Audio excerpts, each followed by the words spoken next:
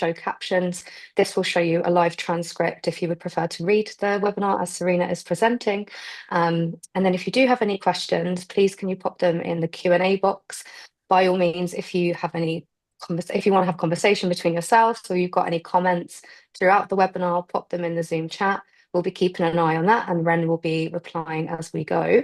But yeah, and if you do have any other questions, by all means, feel free to ask and we'll get them answered in the Q&A at the end. But my name's Gemma. I am going to be your host for this evening. I'm a registered nutritionist and I'm one of the health coaches at Second Nature. It is my pleasure to introduce Serena and Ren, who are two of our registered associate nutritionists, and they're both health coaches at Second Nature as well. Serena will be presenting tonight, and then Ren will be joining us for the Q&A. So, ladies, would you like to present? Would you like to introduce yourselves? Yeah, Ren, would you like to go first, or? Yeah, sure. I'm Ren, and I'm one of the health coaches and a registered nutritionist at Second Nature, and I'm super excited to be here talking about this super important topic because it's summer. Very important. Yeah, hi everyone. My name's Serena. I'm a registered nutritionist and a health coach here at Second Nature. I've been in the company for like a year and a half now. Yeah, loving this job, and yeah, I'm excited to be presenting this webinar tonight. So yeah. Love that. We're excited for you to present, Serena, so take it away. Amazing. Thank you, guys. So as you can see, the webinar is going to be on navigating social situations during summer. And I wanted to run today's session because I often hear from members who may be feeling unsure on how to navigate. Maybe the summer holidays are coming up, or the school holidays have kind of shifted the usual routine a little bit. And, that kind of makes sense. Summer can be a joyful season, but it also brings like its own set of challenges, more meals out, barbecues, weddings, holidays, and often more alcohol as well. It's easy to feel like usual routine kind of can just go out of the window. And this makes sense, from a science perspective. Our brains love routine and clear cues, both which kind of get disrupted, during the heat as well. Like even when it's hot, we're more likely to skip meals in the day and perhaps overeat later on. And as well, that can cause increase in appetite, which can increase like our fluid needs. So yeah. And also summer is a season of abundance, lots of delicious fruit and veg in season and celebrations on the horizon. So hopefully by the end of this webinar, you'll feel confident with navigating your choices this summer. Right. Sorry, just going next. So just a little bit about what we'll cover today. Sorry, just going like a little bit slow.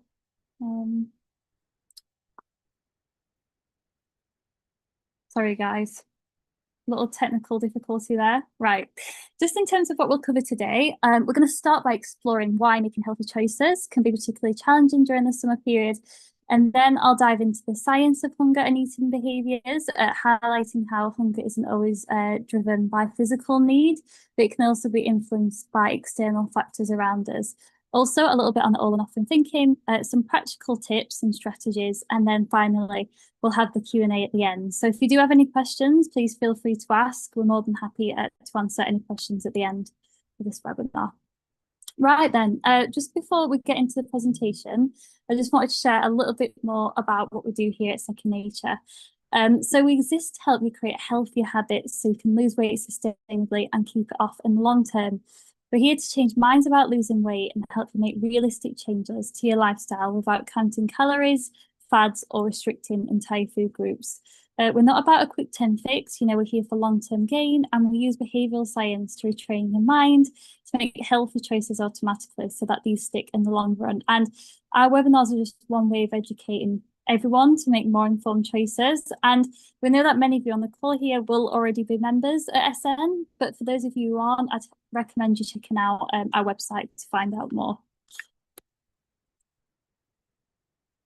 So I just thought I'd add a quick poll question. So I'd love to know, what social situations do you struggle with during the summer months? Now, you can, share your answers in the chat. And Jem, would you be able to share a few examples? Yeah, absolutely. Looking forward to seeing what everyone pops in there. Thank you. What do you both struggle with during the summer? Is there anything that flags up for you? For me, it would be exercise, because I just feel like, because it's so hot in the daytime, it's just so hot. Like, getting that exercise in is really challenging, even if you start at home. A lot of our houses, they don't have aircon, so it can get really hot. And yeah, I find exercise really hard to be consistent with during the summer. That's so true. Totally agree. We've got a lot of comments coming through. Yes. So we've got holidays, holiday time, work-related events, a glass of wine in the sun, holidays and barbecues, ice creams, gatherings, visiting family, eating full meals, being away from home in the van, holidays, eating out, being at the pub, ice cream barbecue, birthdays. You can see there's a few common themes coming up Yeah. here. Yes. Yeah. Well, Mm. thanks so much, everyone, for sharing those examples. As we've seen, summer can throw a few extra challenges, and when it comes to staying on track, so hopefully after today's session, you'll pick up some tips, and maybe you can add some tips to your toolbox as well. We will be sharing some practical tips in the second half of the webinar, and also some strategies. So hopefully you can take some of those on board, and yeah, hopefully you'll feel a bit more confident sort of going forward. So just apologize. I'm just apologizing for how slow my laptop's going right now. So sorry, just gonna be a second. So we know that summer brings up a fresh set of challenges, when it comes to making healthy choices. And many of our members feel it feels harder, kind of like what we said before, to stay on track. Maybe there's an all-inclusive holiday coming up, or the school holidays, shifted the usual routine. And that makes sense. So much of changes around this time of year. Supermarkets and brands ramp up their advertising using bright colours and nostalgic imagery, and messages designed to spark cravings, targeting our mood rather than like true hunger. And then there are things like, environmental cues, so longer days, sunshine and holidays, and just warmer weather in general. These can all disrupt regular eating patterns and just make it harder to stay attuned to your natural hunger signals. Add in as well more meals out, social gatherings, kids being home.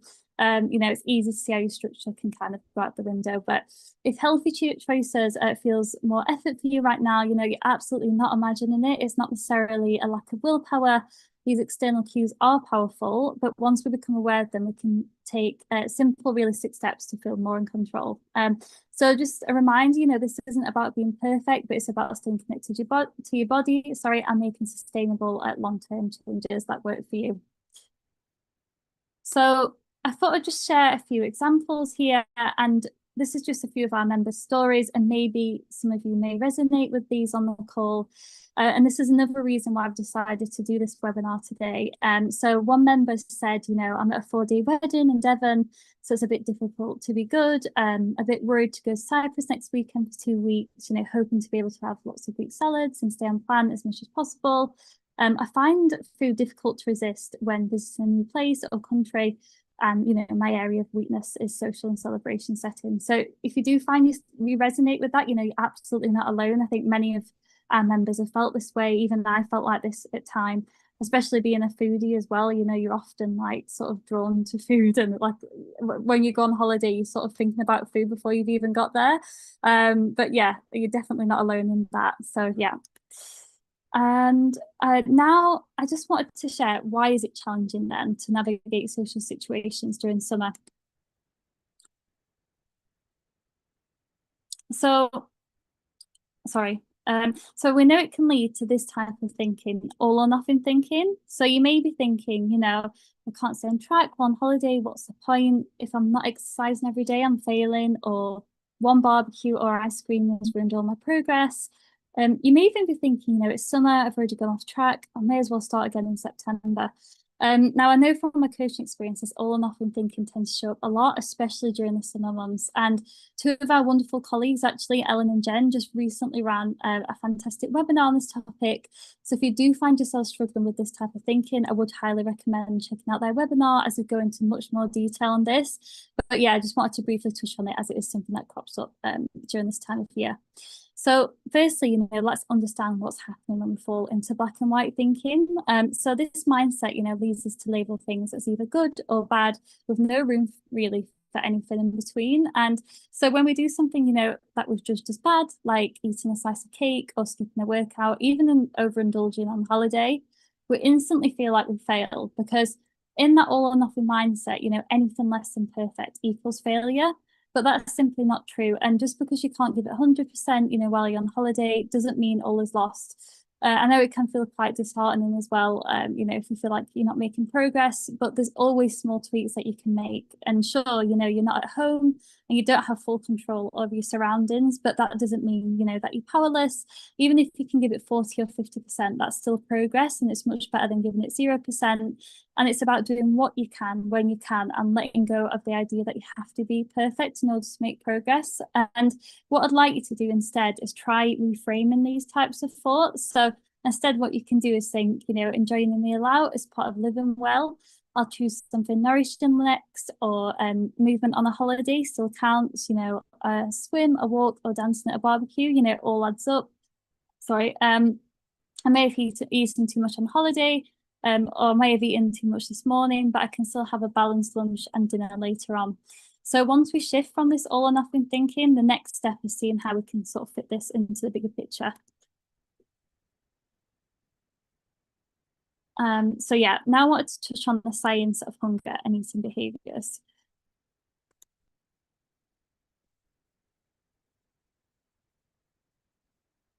So let's talk about something many of us experience. And this is how our eating habits can change depending on who we're with. So this is known as social modelling, and it's a completely normal and natural behaviour. But social modelling happens when we unconsciously mirror the eating behaviours of those around us. So for example, you know, if you're out at dinner and a friend orders dessert, you may find yourself suddenly wanting one too, even if you know, you haven't planned to. Or you may eat less than you normally would, you know, if others are having smaller portions. There's absolutely nothing wrong with this. It is part of being human. And we are social creatures, you know, we often adjust our eating behaviours to fit in the group, especially in new or social settings. We naturally want to be accepted, really, yeah, and avoid standing out. But here's why understanding this can be really helpful when it comes to staying on track with your goals. So when we're influenced by others without realising it, we might make food choices that don't really truly like reflect our own needs, you know, whether that's eating more than we intended or skipping something nourishing, you know, because no one else is having it. But by being aware of social modelling, we can actually pause and check in and ask ourselves, you know, am I actually hungry? What do I feel like eating? And what will leave me feeling good later on? And this awareness puts us back in the driver's seat, and it helps us make intentional decisions that align with our goals and values rather than going on autopilot, especially in the summer months, you know, when social events, barbecues and meals out are more frequent. It can make a big difference staying consistent while still enjoying yourself. So now I just wanted to talk about something that's quite similar to social modelling, but this is social facilitation. So this is where we tend to eat more in company than when alone. So research shows that we tend to eat 30 to 50% more when eating with others. So yeah, when eating in big groups. This is because our focus shifts to conversation. So there's less awareness of fullness and hunger cues. Meal duration as well, you know, meals tend to last longer, and therefore, you know, there's more opportunities to eat. So this is just a little bit why we can tend to eat more when we're eating with others. So now, you know, why does social eating feel so good? So social eating, you know, feels so good because of something called dopamine. So dopamine is a neurotransmitter, a feel-good chemical messenger in the brain that lights up when we do something that brings us pleasure, or helps us survive, like eating, laughing, or connecting with others. And this is why eating with others can feel so enjoyable. You know, it activates those reward centers in the brain, and without realizing that, you know, we're often eating more in social settings. As well, you know, adding ultra-processed foods into the mix, like crisps, cakes, sweets, which are all designed to give our brains that big dopamine hit. This can make moderation, you know, much harder, especially in social environments. We can be motivated to eat that food again, even by the sight, smell, or sound of the food as well. So this isn't necessarily about willpower, it's more about biology. But the good news is when we understand how dopamine shapes our habits, we can make small intentional shifts so we can still enjoy food and connection while staying aligned with our goals. So just to summarize this section of the webinar then, so we know that awareness is empowering. So understanding the physiological and psychological factors influencing our eating can help in making informed choices. Mindful eating as well, so being present and attentive during meals, can aid in recognizing true hunger and fullness cues, and setting boundaries as well. We are going to talk about boundaries soon, but it's okay to say no or set limits, in social situations to maintain your well-being and peace of mind. And plan ahead. So anticipating social settings and having strategies in place can support healthier eating habits. And we're actually going to talk about some strategies and some tips now going forward into the second half of the webinar.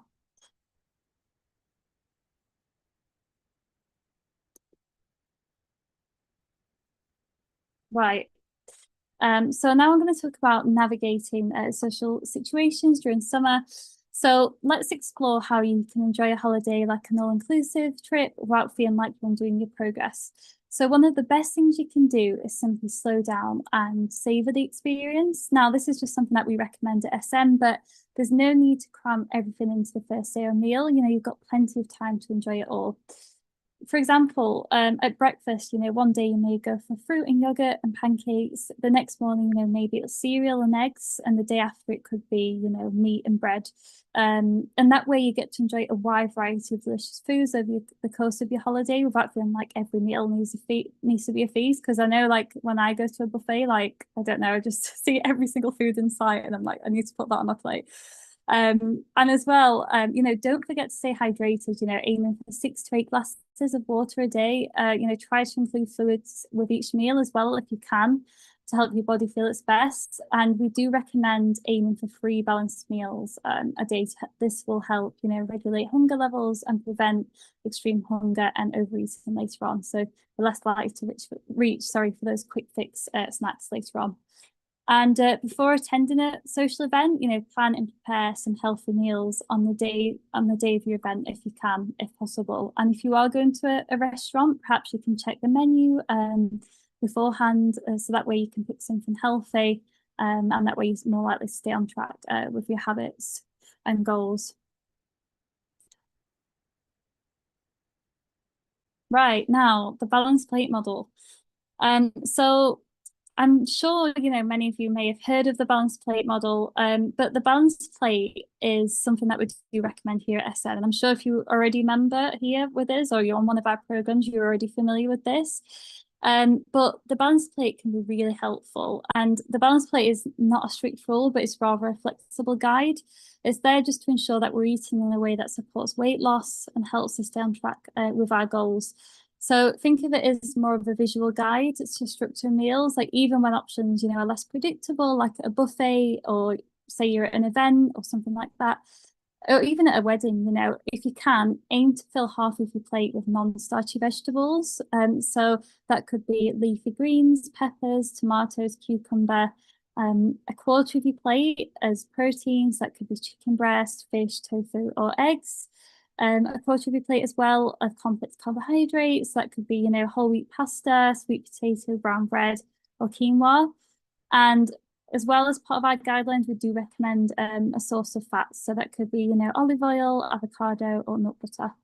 Now, you may be thinking, why does this matter? Well, protein and fiber-rich veggies and healthy fats all play a role in helping manage your blood sugar levels. So this is especially helpful. If there's anyone on our NDPP program, this is especially helpful because protein and fat slow down digestion and absorption of carbohydrates, which can help prevent sharp spikes and crashes in the glucose. And this steady release of energy, it helps you keep fuller for longer and supports sustained energy levels, which is especially useful, if you're trying to avoid reaching for like quick fix snacks, kind of like what we mentioned before. But yeah, it can be really helpful for that.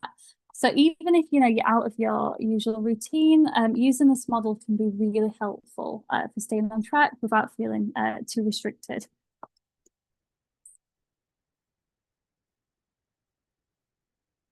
Right, so mindful eating then at social events.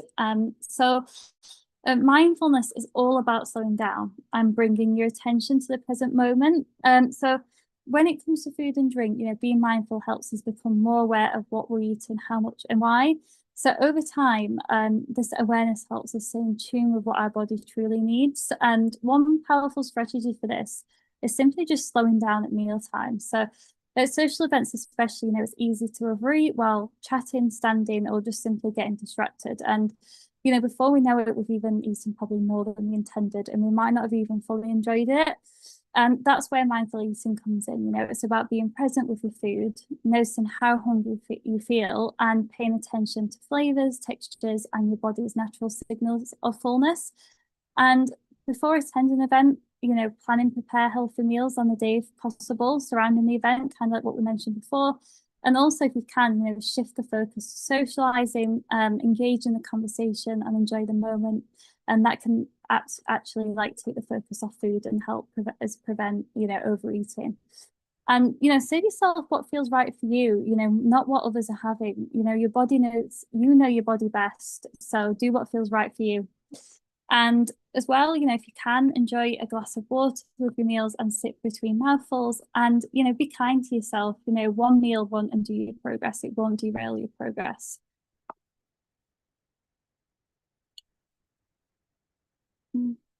Right. So now I just wanted to talk about our second nature hunger scale. So 1 second. So for our hunger scale, let's talk about how we can tune into our body's natural hunger and fullness cues. And one helpful tool for this is the hunger scale. And this scale helps you check in with your levels of physical hunger and decide when the right time is to start and stop eating. This scale helps you check in with that, and it's just really helpful, really, to refer to. So ideally, we want to start eating when we're at a level 3 or 4. So that's when we're beginning to feel hungry, but we're not ravenous. And ideally, we'd want to start around 6 or 7, when we're satisfied and comfortably full. And if we wait until levels 1 or 2, then we're sometimes entering something that we call the danger zone. And this is where we're so hungry that we're likely to, grab the quickest, easiest option and overeat. And I think we've probably all felt like that at times when you're starving and you're just like, do you know what, anything will do right now. On the other hand, if we pass levels 8 or 9, that's when we can often feel overly full or uncomfortable, and that's not something that's easy to avoid, especially in social settings. But being aware of the hunger scale can really help us learn from those moments and adjust next time. So it's also worth remembering that thirst can be mistaken for hunger. So what we'd recommend is having a glass of water and then waiting 10 minutes. And that way, you can see if you are truly hungry or if you was just thirsty, because obviously thirst can often be mistaken for hunger. And if you find it helpful, what you can do is you can take a photo of this hunger scale and you can have it on your phone to refer to, or you can even, if you want it at home as well, you could print this hunger scale off and put it on your fridge, and that way you can refer to it when you need it. Or if you do need it, you can ask one of our coaches and we'll be more than happy to give you that. Right. So sorry about the slides, guys, but so now something that I'm sure many of you have been waiting for, but that's alcohol. Now, I'm aware not everyone on the call may drink alcohol, and that's absolutely fine. But alcohol can significantly, increase the amount of foods we eat, and it can actually affect our hunger hormones. And this makes it easy to overeat without, realizing it. And, you don't need to sort of eliminate alcohol in order to live a healthy lifestyle. But it's important to be mindful of how much you drink and how often, as that can make a big difference. And there will be times, where you want to have a drink socially, and that's completely okay. So at Second Nature, our approach is all about moderation. We suggest aiming for no more than 1 to 2 drinks per sitting. And when possible, if you can opt for drinks that are low in sugar, so things like soda water with spirits, or a glass of red wine, or if opting for wine, I'd recommend more red wine, and just being careful with other wines as they can be quite high in sugars, especially rosé. So it's probably best to check the labels there where possible, and as well just to limit things like fizzy drinks and energy drinks, as they can be really high in sugar and they can cause our blood glucose levels to rise. And a good strategy is to alternate alcohol drinks with water, and this can help you actually stay hydrated, and it can also help pace yourself as well. And we know that alcohol can have a big impact on how well we sleep, which can increase actually cravings for energy dense foods the following day after we've had alcohol. So this combined with, lower energy and motivation can make it a lot harder to stick to our usual habits. And that's why it can be helpful, if you can, to plan ahead to avoid, impulsive food choices. So, if you think that you're going to be going away, or you are going to the pub for a couple of drinks, or even if you're just going to a restaurant, you're having a couple of drinks, then a good strategy could be to have a look at our Second Nature app and have a look at our recipes. And what you can do is you can freeze a meal or two for when you're short on time. And that way, you've got a healthy option to fall back on when energy's low or the motivation's low. You've got something there, so you're more likely to stay on track with your habits. So yeah, we would recommend that as well. And that's something that will help you stay on track with your goals.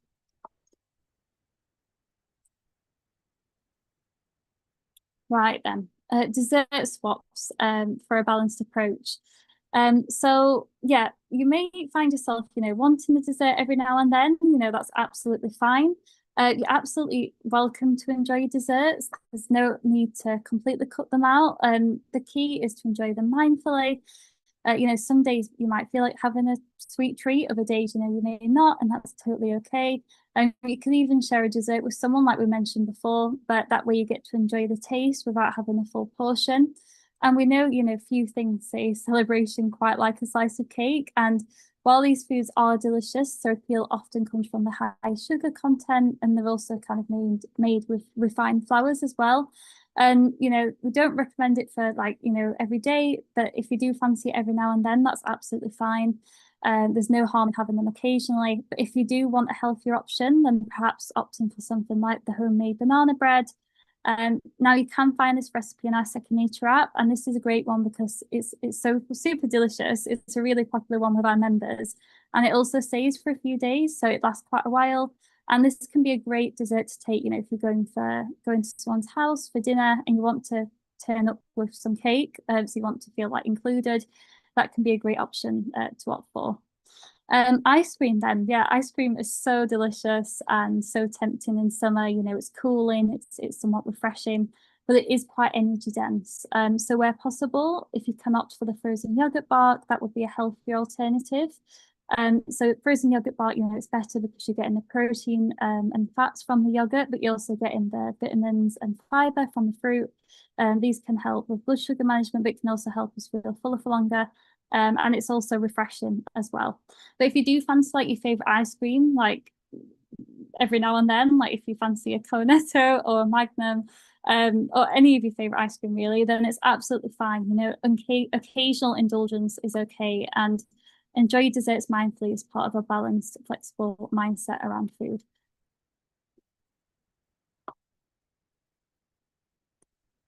Right then, smoothies. So smoothies can be a popular choice. Sorry, guys. Just take it back. Yeah. Smoothies can be a popular choice for summer, and that's absolutely okay. But what we'd recommend here at Second Nature is including some protein and fiber. So, for example, you could include some green leafy vegetables like kale or spinach. And for protein, you could include like whole milk, nut butter, or seeds. This will help you feel fuller for longer, and it also help with blood sugar management. Now, fizzy drinks, it's so easy and tempting to opt for a fizzy drink when it's hot. It's something cool and it's something refreshing. However, they do tend to be quite high in sugars. So perhaps you could opt for sparkling water instead. And what you can do is, because it can be quite plain on its own, you can add some herbs and fresh fruit for flavor, like lime or lemon if you'd like, and any herbs that you like. You could do rosemary, thyme, yeah, whatever herbs that you like, really, mint, and that would add a little bit more flavor. And crisps, crisps can be really nourish and so tempting. They're so addictive as well. It's easy to take these to events or picnics or anything like that. But crisps are they're quite processed. So we would recommend opting for a healthier option. So something like roasted chickpeas, popcorn or vegetable crisps. Vegetable crisps tend to be higher in fiber and lower in carbs, so it's a good option to opt for instead. And yet they are still processed, but we do recommend, they are a healthier alternative than regular crisps.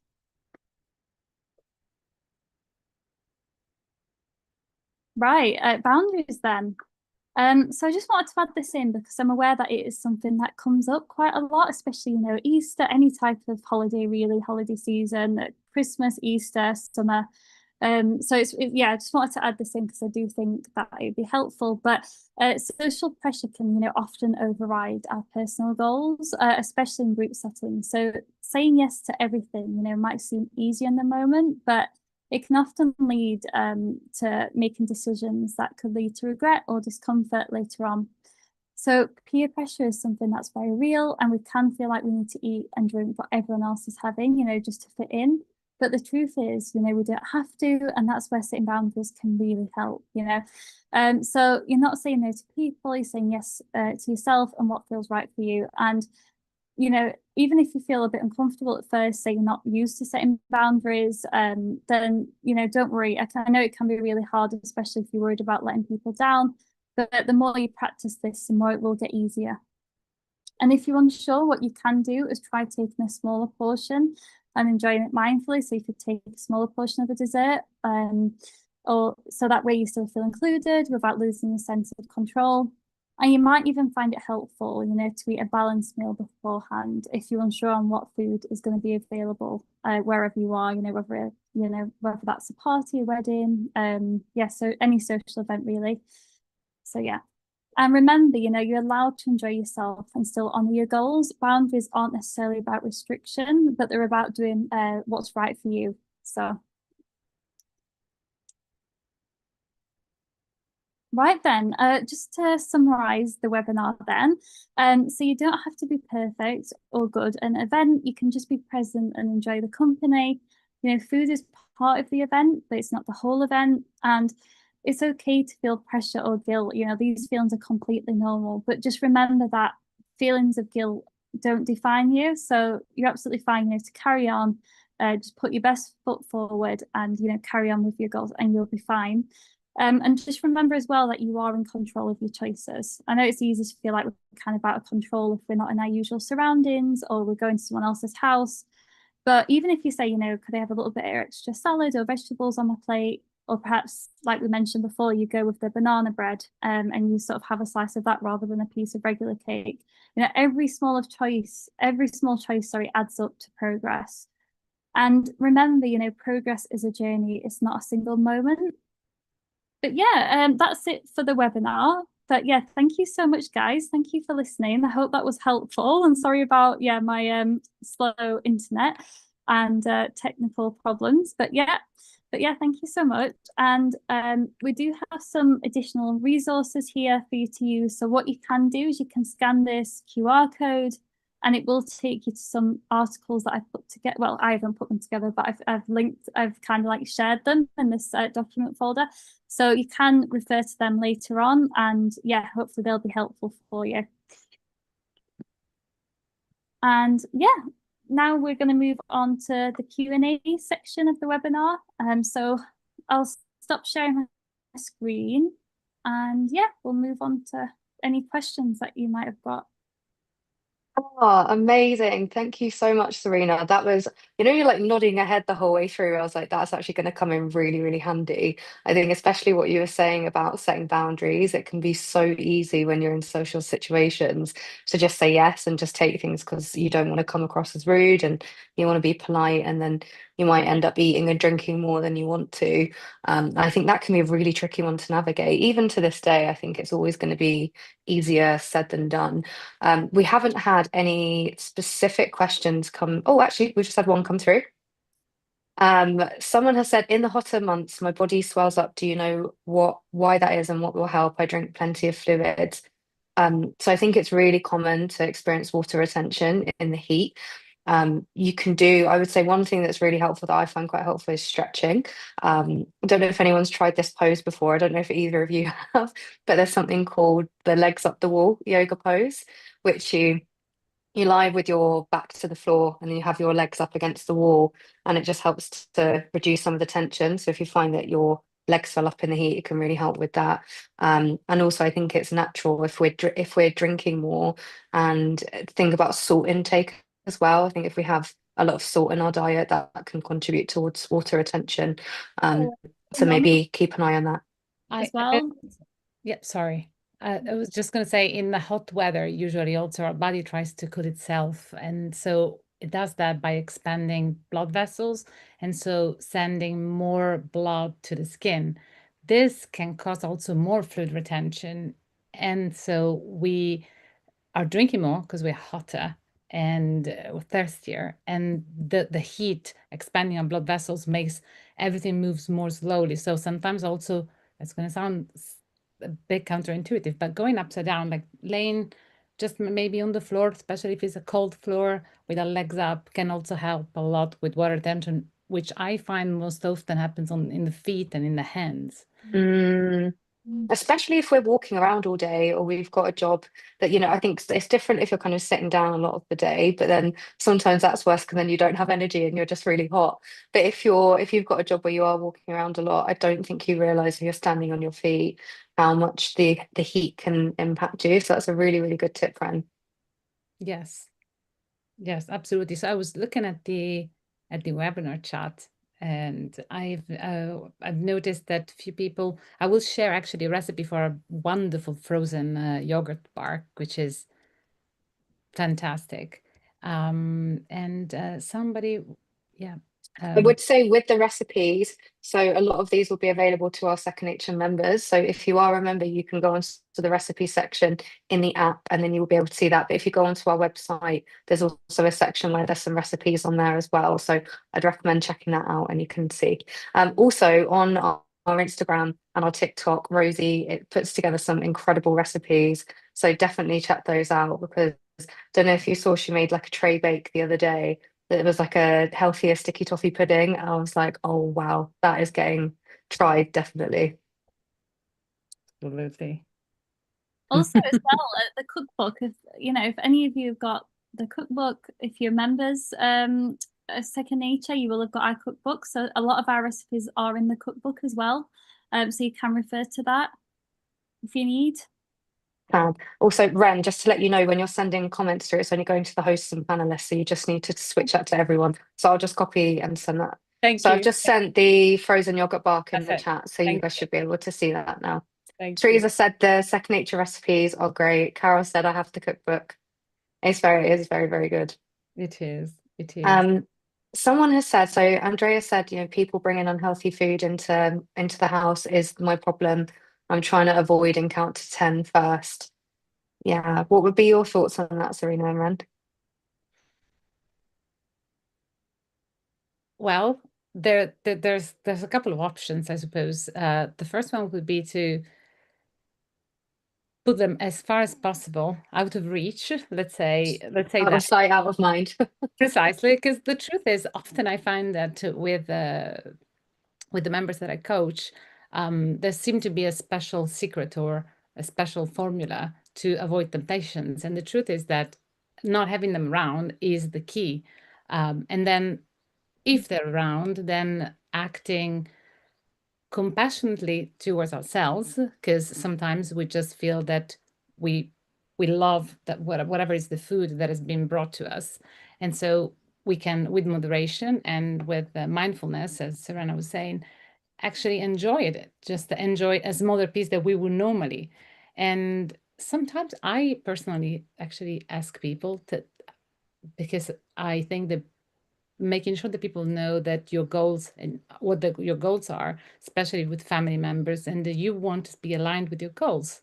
You can gently present that. And Mm. sometimes I send people when there's like big desserts, and then you're left at the end of a party, if you're hosting, especially with many, many, many, many leftovers. I gracefully ask, you can take this back, actually. Well, It's true. maybe it doesn't work with everybody, but with Mm. what people you can sort of be more at ease and suggest. Yeah, and it goes back to what Serena was saying about setting boundaries. I think sometimes it can be really difficult to have those conversations, especially in the beginning. But once we kind of break that ice and have the conversation, it then gets a little bit easier. But also, friends, family, colleagues, they then understand, maybe actually this is not the best thing to bring her. Maybe, I could make a healthier dessert or, bring another type of snack as well. So, yeah, I think that's a really, really good shout, Ren. Thank you. Of course, I think there's a sort of guilt that comes with saying no and setting Mm, boundaries, and that is absolutely normal, just because we care, and also because we're making changes that possibly many people around us are not used to. So mm, there's a double side of in the whole situation to consider, where it's already a different approach for us, and we're making changes that we are adjusting to, and also mm. communicating it to others to get that support. That's not easy, and acknowledging can give you the power to be strong, so stronger in yourself, to send a message across politely. Mm. Would you add anything to that, Serena? I just think it can be really hard to set boundaries, especially if you're not used to it. But yeah, it does get better with practice. And I am someone that does struggle with boundaries myself. And it's so easy with that kind of treat mentality as well.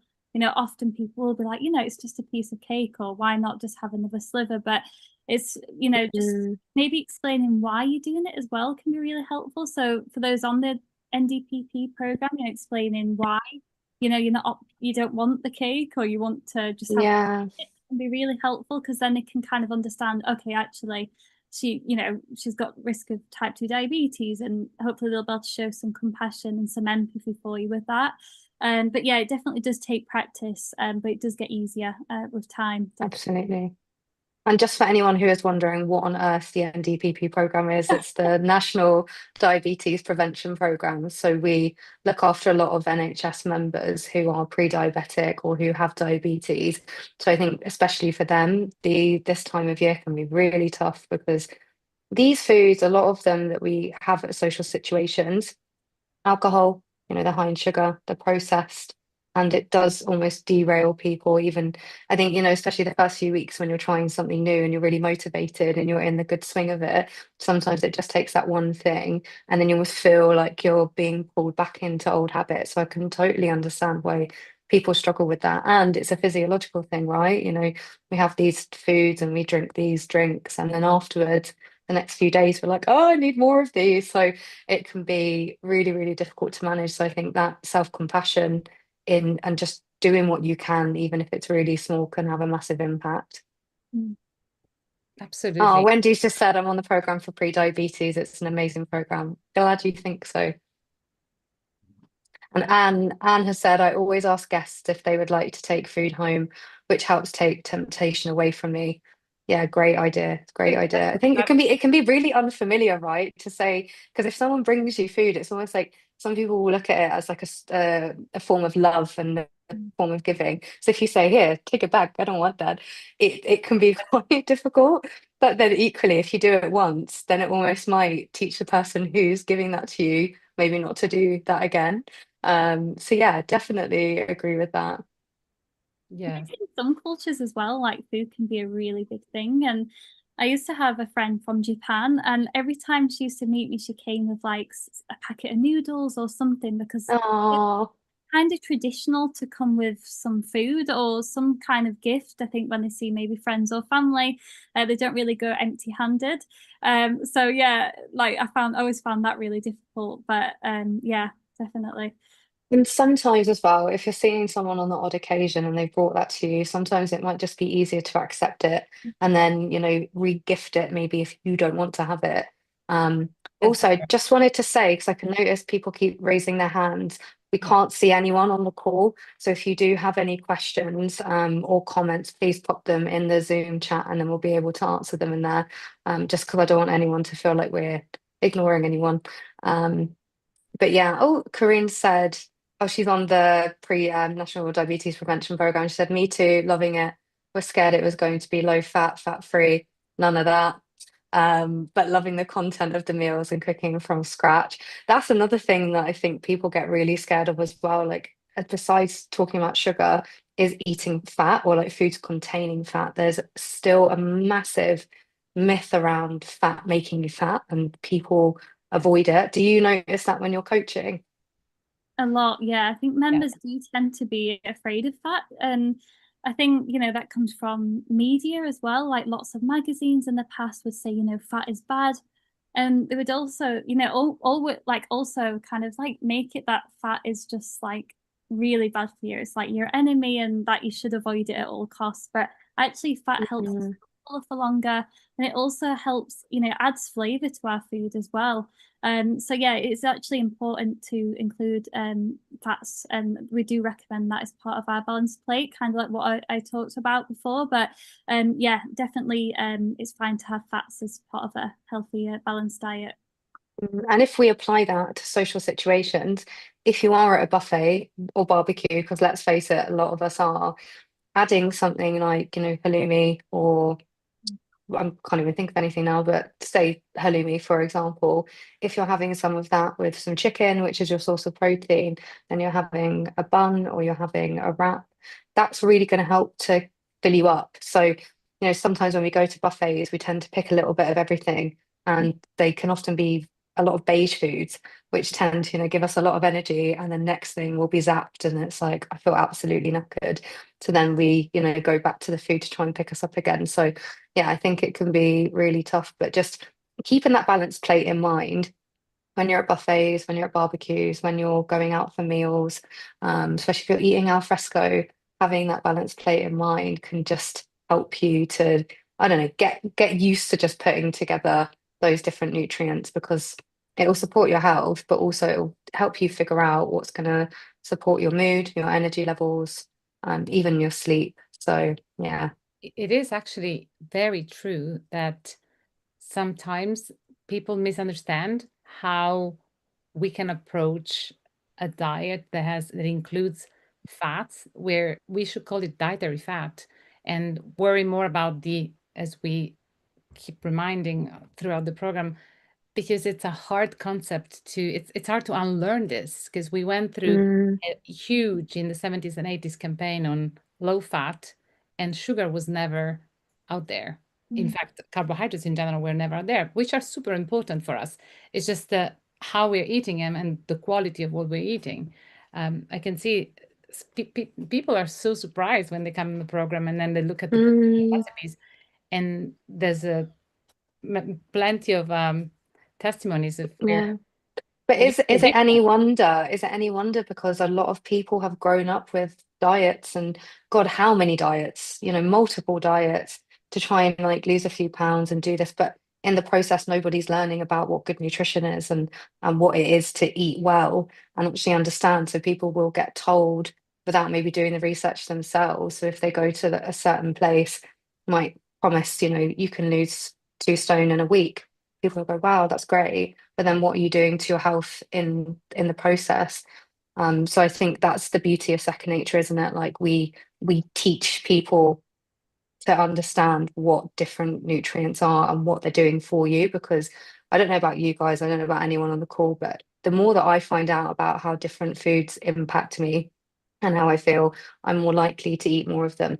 And also going back to what we were saying as well about treat mentality, and I guess like the language that we use around foods, naughty, sins, good, bad. Sometimes we say these and we don't even realize the impact that they're having, but it is subconsciously impacting our relationship with food. And then that feeds into social situations and how we think about them and how we manage them. It's a minefield. It's a minefield. And I guess, yeah, just as they don't happen overnight. These thoughts don't occur overnight. It takes time to break those patterns and undo it. And I think Yeah. you just summarized it perfectly in your presentation, Serena, about everything that people can do to apply that into those social situations. Oh, that's great. And also like with low fat foods, they do tend to have more sugar as well, so that they still Mm. taste good and that you still want to go back for more. So yeah, that's another reason why we do recommend opting for like full fat yogurt and things like that, because yeah, the low fat varieties often, yeah, they don't help you feel full and they're often full of sugar. So yeah. And We often have the a high fat foods taste so much better as well. When you taste them next to each other, you're like, whoa, what am I doing here? That's so true. So Absolutely. we have a lovely message from Anne. She's actually a fantastic testimony to how the program, including fat, has changed. In fact, she was saying how the advice from her GP was to avoid fat eggs, and the program has changed that. And after 10 weeks, your and cholesterol is the best that has been for years. Wow. Oh, Congratulations. That's congratulations, fantastic. Anne. That's That's incredible. what we want a year. It's really great. So many people avoid eggs. I think it is Oh, that yeah. old myth that it will raise your cholesterol. And there's now a lot of research that shows that certain foods that contain cholesterol, do not actually impact blood cholesterol. So yeah, I think that's definitely something to bear in mind as well. Lorraine has said the program has been brilliant for me. I have energy and decent meals. The ideas linked to the proportions were game changing. Thanks. Oh, I always feel so heartwarming as a coach when you see these, because we coach so many different people that we don't always get to hear the feedback because we just get used to supporting them. So it's actually really, really nice to see that. So thank you, everyone. And if anyone is watching this right now, you've never heard of Second Nature before, you don't know who we are, head over to our website, have a look at our social channels. And on there, you'll find out a little bit more about who we are and what we do, and if we might be the right fit to support your health and well-being for the long term. All right, just going to have one last look and see if there are any more questions. Oh, we've got one. It's come through from one of our coaches, actually. Have any of you had a situation where you had to set boundaries yourself? How did you approach it? And did you have any success and any challenges? I mean, I had one with one of my friends who I hope they're not going to watch this back later. But yeah, he would, be, because basically I have a condition called IC, which is basically like you can't have certain foods like spicy foods, acidic foods and stuff. And every time I go around to the house, I'd be like, why don't you have a piece of lemon cheesecake or something? I bought this especially for us. And it was so hard, to set those boundaries, because I was like, well, I can't, it's going to make me feel ill the next day and it's just not worth it. And it's so easy, isn't it, to say yes in that moment and just be like, oh, I'll have a piece, and then you're suffering afterwards. But I think just kind of like trying to stand your ground is so important in them situations. And that is a personal experience I've had myself, where I've kind of had to set a bit more boundaries with those around me, because yeah, diet can really impact how you feel, especially if you've got like a diet, a condition. And I'm sure like many people on our programs as well will know how that is. If, some of them have also got other conditions as well where they can't eat certain foods, so they're quite restricted. So it can be very difficult. But yeah. I imagine as well that must be challenging, because it's different when you're saying, oh, I just don't want this, whereas you know that if you eat that, it's going to have an actual impact on you and your body. So yeah, that must be difficult. Have you had a conversation with this friend to Um, explain to them about how it would impact you? I have, yeah, but I don't think that they really cared, to be honest. I don't know, like, You just need to keep saying it until it yeah. drums into their brain. Just keep repeating it until hopefully one day they'll realize. I don't think they realize the severity of it. I think it's easy, isn't it? When it's not yourself, you're not always aware. And I think that's why it's so important to express yourself and be clear, because people can't read our minds, and that's fair enough. And so it's so important to be clear with people and just let them know, what's going on with you. And then, then if they keep, disrespecting you, or they're not, taking that on board, then that's when you can start to set them boundaries. And, whatever that would be, but yeah. It's true. Yeah, and I think also as a friend, if my friend had said that to me, I would, as a friend be like, right, okay, I'm going to make sure that I buy stuff that is going to be applicable for them and they're going to be able to eat without any kind of discomfort. So yeah, I would definitely encourage you to like keep having that conversation and maybe like explain the severity of that for sure. Ren, how about you? Have you had any situations where you've had to set Yeah. boundaries? Has somebody who is originally from another country and is Italy, where people cook like is their job, I would say All the good food. Yes, which is very hard to say no to. And also there's the nostalgia of coming home and having all those meals. But every time we have family coming over, which is an average 30, 35 people, uh, they just all bring so much food. And it's all the food that I used to love and I still do. It's just that it's all at once, is all together, and it's like 30 courses. So I've learned in years to just have my plates full, have a bit Hmm. of most things so that nobody is actually offended.